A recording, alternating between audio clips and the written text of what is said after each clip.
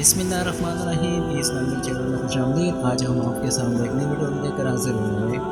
آج کی ویڈیو ذی الحج کے افضل ایام اور عشر کے بارے میں ہے۔ تو چلو شروع کرتے ہیں ہماری آج کی ویڈیو۔ قمری سال کا آخری مہینہ ذی الحج زینت والے مہینوں میں سے ایک ہے۔ قرآن مجید فرقان حمید میں اللہ تبارک و تعالیٰ نے 10 راتوں کی قسم کہی ہے۔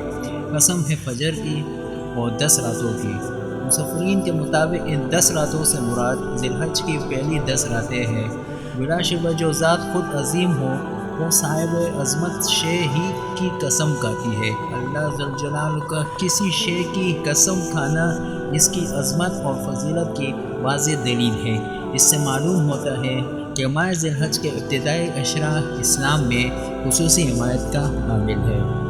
حضرت عائشہ صدیق رضی اللہ عنہ سے روایت ہے کہ نبی کریم صلی اللہ علیہ وسلم نے ارشاد فرمایا، ذی الحج کی 10 تاریخ کو کوئی نیک عمل اللہ تعالیٰ کے نزدیک قربانی کا خون بہانے سے بڑھ کر محبوب اور پسندیدہ نہیں، اور قیامت کے دن قربانی کرنے والا اپنے جانوروں کے بالوں، سینگوں اور کھروں کو لے کر آئے گا۔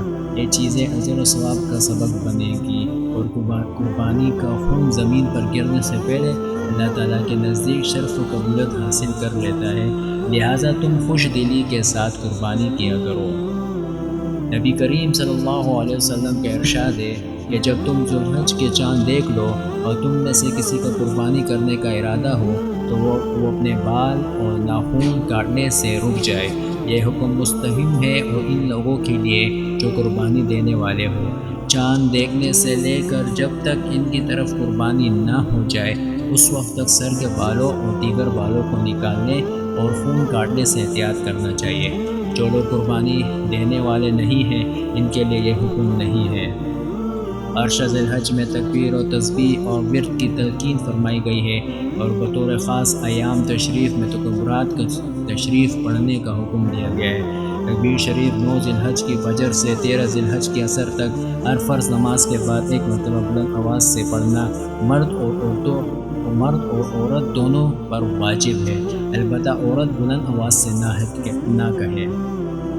تکبیر شریف صرف ایک دفعہ پڑھنا حدیث سے ثابت ہے۔ جس شخص کی ایام کے 7 رکعتیں رہ گئی ہو اسے اپنی نماز پوری کر کے سلام پھیرنے کے بعد تکبیر شریف پڑھنی چاہیے۔ واضح رہے کہ تکبیر شریف صرف فرض نماز کے بعد پڑھنے کا حکم ہے، سنت اور نفل کے بعد نہیں۔ تکبیرات شریف یہ ہے: اللہ اکبر، اللہ اکبر، اللہ اکبر، لا الہ الا اللہ، اللہ اکبر، اللہ اکبر، وللہ الحمد۔ لہٰذا ایام شریف میں ہر شخص کو تکبیر شریف پڑھنے کا خاص اہتمام کرنا چاہیے۔ یوں تو ذی الحج کا پورا مہینہ ہی قابل احترام ہے، لیکن اس کے ابتدائی 10 دن تو بہت ہی فضیلت اور عظمت والے ہیں، جن میں بڑی بڑی عبادتیں جمع ہو جاتی ہیں، یعنی نماز، روزہ، حج اور قربانی۔ ان تمام خصوصیات کے بنا پر ذی الحج کے پہلے عشرے کی اہمیت اور فضیلت دو چند ہو جاتی ہے۔ غرضیہ رمضان المبارک کے بعد ان ایام میں آخری کامیابی اور بخشش حاصل کرنے کا بہترین موقع ہے۔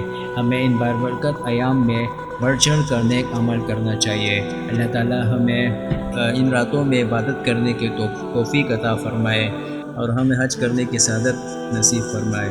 آمین۔ جزاک اللہ۔ السلام علیکم ورحمۃ اللہ وبرکاتہ۔